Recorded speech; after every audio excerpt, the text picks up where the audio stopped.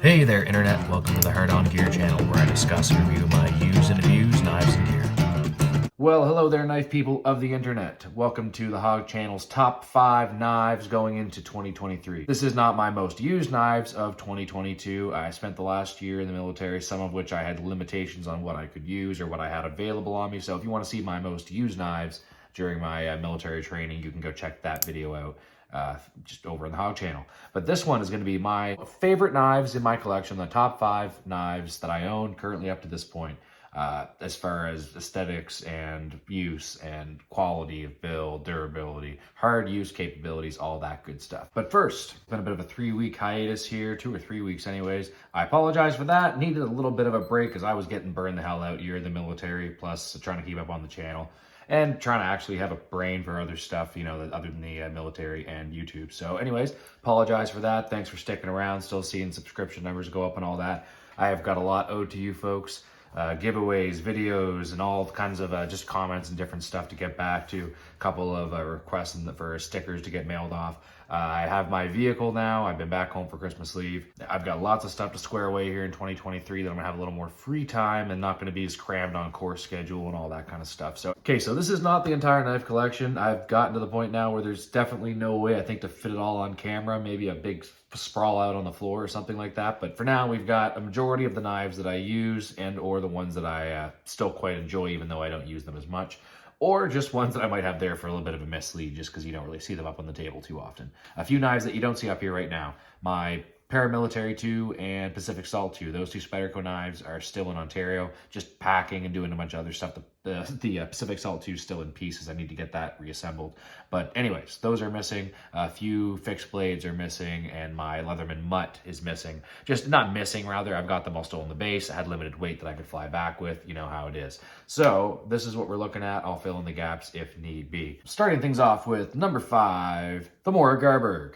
The one knife, if I had to eliminate all other knives from my collection, this is the one knife that I decided I would keep for more than just a lot of the reasons of this video, which are a little more all-encompassing of my preference being the big thing with my top 5 here that I'm talking about today. The if I could only keep one knife video, kind of inspired off of a Metal Complex video. That video, the Garberg, came out on top. That video is purely talking about, like, functionally, practically speaking, if I had to keep one knife for whatever thing I might come into. I'm thinking mostly like survival, bushcraft, maybe having to use it as some kind of a defensive knife, probably more likely against a squirrel trying to steal my food.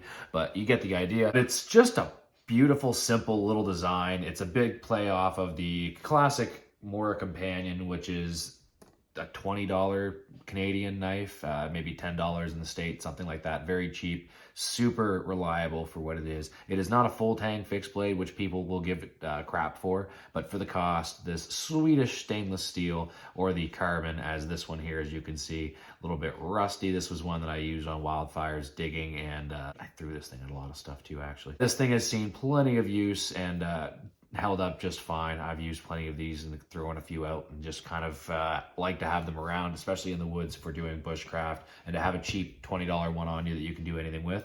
Before I ever had my nicer Moors, like the Garberg or the Cansbull. The companions are tried and true, and they're just a solid knife. The Garberg is just a full tang version with a little bit beefier of a handle. It's got a universal sheath as opposed to the one-way plastic crappy sheaths that these little guys have on them. And it's just a beautiful, like, it's a blade coming out of a handle. It just, I don't know what it is, simplicity and robust and just awesome. The Garberg is one that I was not even really that familiar with. I guess I overlooked a lot of the Mora shit because to me it was like, why am I going to pay $150 for something that's essentially the same as one of these smaller companions? But a buddy of mine on a fire ended up having one of the stainless versions of the Garberg in a leather sheath, and it was enough to get my attention. I picked one up, and in the last year and a half, absolutely fallen in love with the thing. It is one heck of a freaking knife. So yeah, Garberg, number 5 for all kinds of awesome reasons. Going on to number 4 on the list, we have, everyone loves it, the Super Freak. Now, has anyone noticed yet what is wrong with this Super Freak that I've got in front of me? Yes, Benchmade, you have let me down a little bit more than I've let myself down, and I should probably check my stuff more often and make sure that the screws and pivots and apparently the thumb studs are tight because this one was not. Anyways, other than that, the Benchmade Super Freak is a great knife. Wish it had maybe something a little more solid. I'm looking around at all these other thumb studs and not really seeing any chances of them coming out, including on the $50 and $40 knives. So why $300 Benchmade are you messing with me right now? Still, aside from that, you've got all kinds of other options. If you want to open this up with the axis lock, one finger, thumb, or the other, you can manage to get this thing going. If you really wanted to, you could use a little friction against that and get it open. And hey, because this thing's so loosey-goosey right now, don't tell the border agency people, because I think if they check this at the border right now, that would be illegal in Canada because it's so loose. But it's kind of ridiculous, the knife laws in Canada. So yeah, just be careful about that stuff. I will tighten this pivot immediately after this video because I did not realize that it was like this, and I feel so ashamed of myself. Border agents, in case you're listening. So yeah, the Freak is super pretty as far as my preferences of knives and what I would call pretty. That to me is a beautiful freaking knife. I don't know if this would pass for pretty in the dictionary, but as far as I'm concerned, this like black and gray with the hints of red in the liners, I'm all about it. Almost like a Strider folding knife, where the blade, when it's opened up, is just significantly larger than some of the other knives. It almost has an extra height to it that just makes it look just standalone in its design. I almost find the Super Freak's got kind of that same feel, where the blade is almost larger than the handle once it's out. Not in the same way as, say, like a Manix or a lot of other Spydercos, which kind of accomplishes the same thing because of the size of that freaking hole. But just the actual blade itself on this is just kind of, yeah, beefy. Hopefully I'm keeping that all in nice spot on camera for you. But yeah, Benchmade Super Freak. In my pocket a fair amount when I'm in civvy life and jeans and stuff. Didn't get a whole lot of use in the military context, just because it is so damn thick and like pocket room, especially with thunder thighs like I got. You kind of need everything you can to get up down those hills and obstacles and stuff. So didn't use that a lot this last year, but still super awesome. That's supposed to go here and that's supposed to go here. There we go. And that's backwards. So number 3 on our list today, my third favorite knife currently. My third favorite knife going into 2023 is, I hope I'm saying the right date the whole time. I probably said 2022 already. Try not to do that. Anyways, number 3. We're going over here to the EDC Fixed Blades. What are we thinking? How about the Azula 2? Not number 1, as some people might hope or think or expect from me at this point. It can pretty much always be there, though. It's going to pretty much always be in the top 3, because the Azula 2 is about everything a person needs in a small, compact knife. Fixed blades under 6 inches, I don't think have a lot of competition as far as cutting power to strength to durability to options for the sheaths and the lashing and all the different things you can do with that. Whether you want to neck knife it, hook it to your kit, wear it as a appendix or scout carry or a regular belt knife, or handle down on my offhand like I have it currently and have been for quite a while now. So the Azula 2 is ESSI.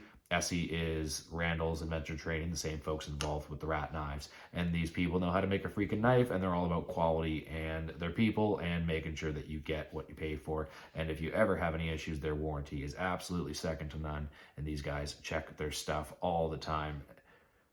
These guys put a lot of time and effort into testing their stuff on their own through their own crazy adventures and making sure they're touching base with all the different folks in all the different lines of work who trust these things more than almost any other knife. And I've recommended ESSIs to pretty much anyone in the military who's asked me for a fixed blade. Tops gets a lot of recommendations. Everyone loves the Toray Anaconda. Some people are into the Bradford, although I don't carry that too much, so people just don't see it. But the Azula 2 and the more likely the ESSI 3 or 4 are fixed blades that I've been recommending to my infantry buddies more than almost anything if they're asking for a really good one-and-done quality fixed blade.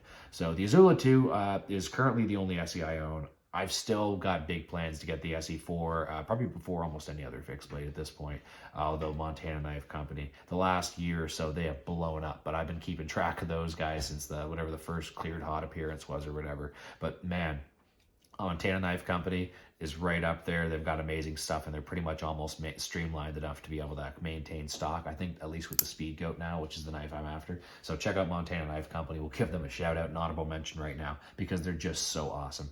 So for now, the only SE that I have, the EDC Azula 2, and I don't even need to talk anymore about why I love this knife, because there's all kinds of videos. Check out the review for this guy if you want to see what I believe is one of the better reviews that you're going to find on the internet of the EDC Azula 2 from early on in the Hog channel days. But what you will also be getting very soon is a long-term, hard-use review on this thing. It's been 2 years since I bought this EDC Azula 2 that I've got in my hands right now. It is well worn, well used and abused. That first video was an overall review of every spec and detail you want to know about the knife, but I had limited experience with this knife. Now I can give you a real, legit, honest first-person account of how awesome this knife is after 2 years of this being one of my main knives. So EDC Azula 2, number 3 in my top 5 knives of 2023. Number 2 of top 5 knives on this list, we have something very new to the collection.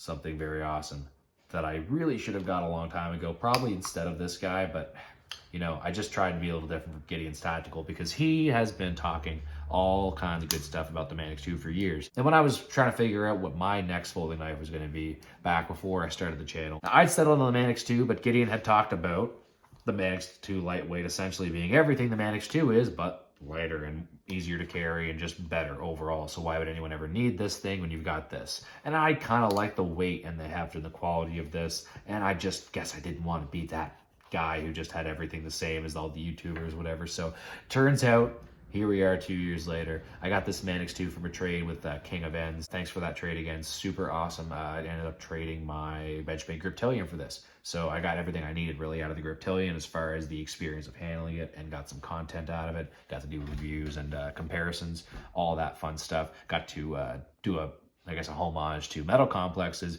Manix 2 versus Griptilian video. So that was all good. Now I've got a knife that is in my pocket all the damn time. With my Paramilitary 2 not being on me at the moment, and with the Pacific Salt 2 being currently dismantled, this is a knife that I don't think has left my pocket in about a month. Whenever I did my last Knife of the Week video about 3 weeks ago, I'm going to get back on doing those every week or other week here very soon.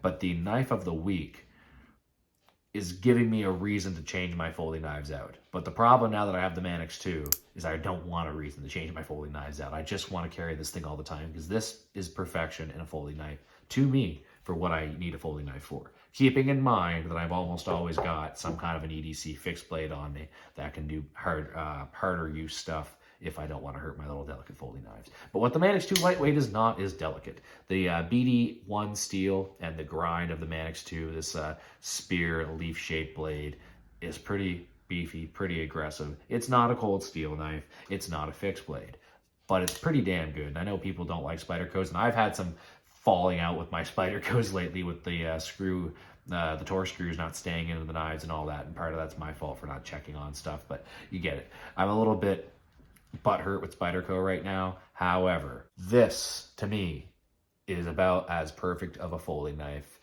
as I could ever get. The Manix 2 had pretty much filled that spot, and I'd pretty much bragged about this being my favorite and the best hard-use EDC folding knife that you're ever going to find, in my opinion.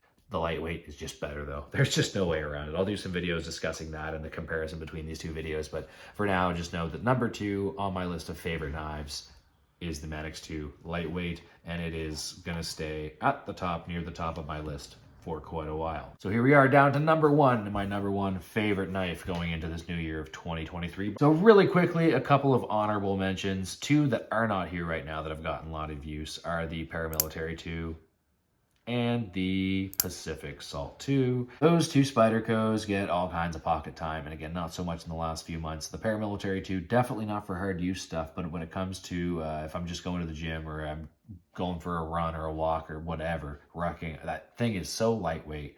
Rucking, actually, the Pacific Salt 2 is better because I want to be sweating like a son of a gun. Running sometimes, you know, not so much because you're not at that long, but the Paramilitary 2, such a phenomenal knife, so well built, just not for really hard use stuff. Anyways, those 2 are definitely near the top of the top 5. Maybe they'd be 6 and 7 if I absolutely had to pick. But yeah, 2 of them that are well in the running that you don't see here. The Signal gets all kinds of use, and this thing's in my pocket all the damn time. Whenever I'm working around rifles and stuff in the military right now, I'm using the Leatherman Mutt. But whenever I know I'm not really doing that on those days, the Signal is on me because it's just lighter. It's got pretty much all the tools I'm going to need in the run of a day. But number 1, and I don't think there's a single person who's ever watched any of my recent videos in the last year who's got a question as to what the number one video or what the number one knife is that is on this table right now, because that's going to be the Toray Anaconda.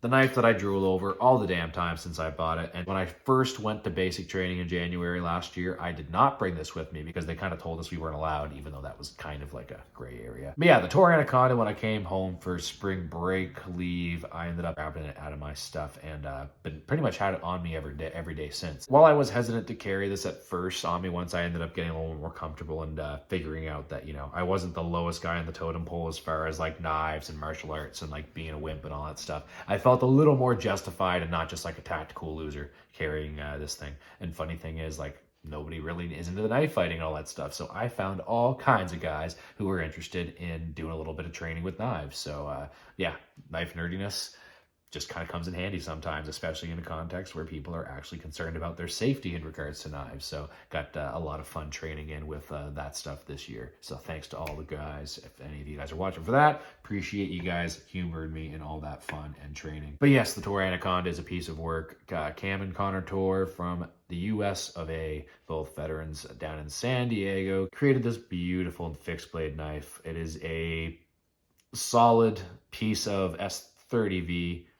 Definitely not concerned about snapping it in half anytime soon. The G10 handles are awesome. This snake scale type of gripping gives you all kinds of grip. If you need more, the retention ring's there. I did break the tip off this thing a few months ago, not even doing anything knife related. I was absolutely just screwing around with the retention ring and spinning this thing over concrete or tile floor or something, just kind of diddling around, listening to a podcast, not really thinking about what I was doing. And it kind of flew off my finger, hit the floor.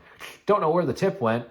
But not really relevant because I definitely wasn't getting that thing back on there. What I did do was took it to the workshop and reprofiled it. Forgot to take a picture of the broken tip like an idiot because I was so mad. I went and kind of ran to my workshop and was like, kind of went ham on this thing for probably 20, 30 minutes. Still could use a little more work to get a little more pointy, but to be quite honest, I think it's going to serve all of its purposes. But the actual cutting edge of it, the actual integrity of the blade and the body of the knife is still 110%. Just that one little tip that took a little tumble. So nothing but good things to say about this thing. The paint, rather the coating, is starting to get a little bit worn off through use and drawing, and I do tend to use this thing a decent amount throughout the week, but I've always got my primary fixed blade and folder on me. This is always just kind of like a backup, and plus I paid enough money for this stupid thing that I want to make sure I get my use out of it. I'd just rather carry it because I love this freaking knife. So the number one knife on my list of favorite knives of 2023, probably to no one's surprise, is the Toray Anaconda. So I'll just shove a lot of these things over here for a second and we'll just haul out number one, number two, number three, number four, and without cutting myself, nailed it. This is super organized, love it. Hard On Gear's top 5 knives of 2023, right there for you. So thanks for tuning into this one. Apologize again for the delay the last few weeks. That's on me. Just needed a little bit of a break from everything and just had a beautiful vacation of played a lot of Mordhau. Anybody? Basically Call of Duty with swords and stuff. Super awesome. If you go to the Hog channel, check out the playlist for fixed blades, folding knives, or top fives. Like, I've got all kinds of different playlists there. You can find what you're looking for because there are videos for every one of these knives here in my top 5. At least a couple for most of these. So thanks again for checking this out. Give this video a big old like if you appreciate this content and this is the kind of stuff you want to see more of. See you on the next one. This is the Hard On Gear channel signing off.